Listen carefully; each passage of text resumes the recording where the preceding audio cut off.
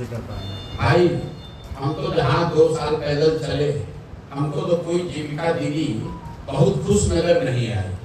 सरकारी खर्चे पर सरकारी अफसरों का या सेमी गवर्नमेंट ऑफिस लोगों का एक आर्डर बनाकर उनसे प्रचार करना, उनसे वोट लेना, ये कोई नीतीश कुमार पहले व्यक्ति नहीं है। बहुत दलों ने, बहुत नेताओं ने ऐसा ट्राई किया है। जब जनता का मूड बदल जाए तो ये कोई काम आने वाला नहीं है। मान लीजिए कि उन्होंने विकास मित्र और टोला सेवक बनाए।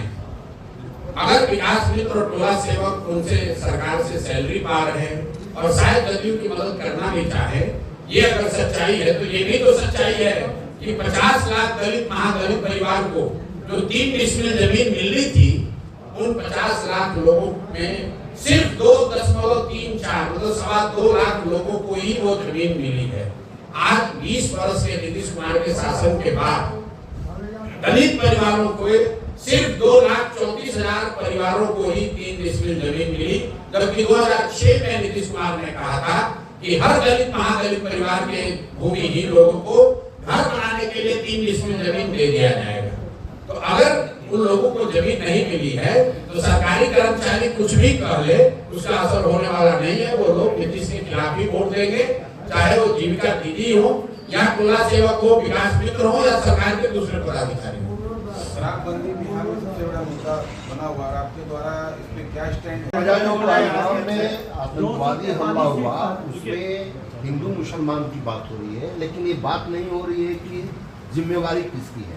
आप इस पे क्या कहना चाहेंगे? देखिए, भाजपा ने एक बात पिछले 8-10 वर्ष में बड़े मैं कहूँगा बखूबी किया है कि कोई भी ऐसी घटना होती है तो सरकार डिफेंसिव नहीं है। कोई दूसरी सरकार होती, कोई दूसरा प्रधानमंत्री होता तो विपक्ष उस पर सवाल करता कि भाई आपकी गलती से इतनी बड़ी घटना हो गई।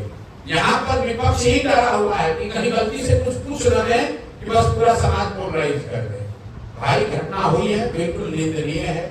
और पिछले 3-4-5 सालों में जो एक धीरे धीरे समाज में विश्वास बनना शुरू हुआ था कि कश्मीर में स्थिति सुधर रही है या इस तरह की आतंकवादी घटनाओं को जड़ से खत्म कर दिया गया है, इस तरह की घटनाएं नहीं हो सकती है। 2 दिन पहले हुई विभत्स घटना ने इसको फिर से बताया है कि आतंक और आतंकवादियों की जड़ें जो हैं वो गहरी हैं और वो लड़ाई अभी खत्म नहीं हुई है। और सिर्फ राजनीतिक भाषणबाजी और नारेबाजी से ऊपर उठकर इस पर और काम करने की जरूरत है। ये 2 दिन के पहले की घटना ने बताया है। बात किसी जाति, धर्म, पक्ष विपक्ष का नहीं है। देश का हर व्यक्ति, चाहे वो किसी जाति का हो, किसी धर्म का हो, किसी दल का हो, किसी विचारधारा का हो, वो इस तरह की घटना की निंदा करेगा ही करेगा। आतंक फैलाने वाले लोगों की ना कोई जात है, ना धर्म है, ना वो हिंदू है, ना मुसलमान है।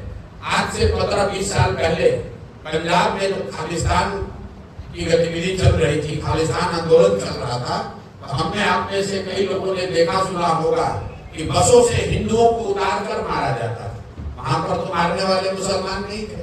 तो चाहे मारने वाला सिख हो, हिंदू हो, मुसलमान हो, अगर कोई हिंसा करता है, नेता पर गोली चलाता है तो अपराध है, जघन्य अपराध है, उसकी निंदा होनी चाहिए। ऐसा कुकृत्य करने वालों को हर संभव, हर तरह से कड़े से कड़ा सजा का प्रावधान करना चाहिए। मोदी जी का यही है।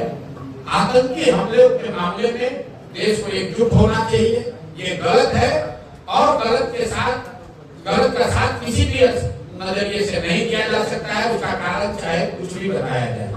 जहां तक भाजपा का सवाल है, ये लोग चाहे वो पुलवामा की बात हो या आतंकवादी का जनरल मामला हो, इसको धर्म से जोड़कर समाज में विद्वेष फैलाने की इनकी जो नीति और सोच है, उसका नुकसान है।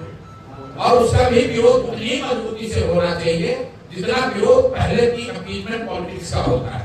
अगर भाजपा वाले ये कर रहे हैं तो निश्चित तौर पर उनकी गलती है, उसका विरोध होना चाहिए।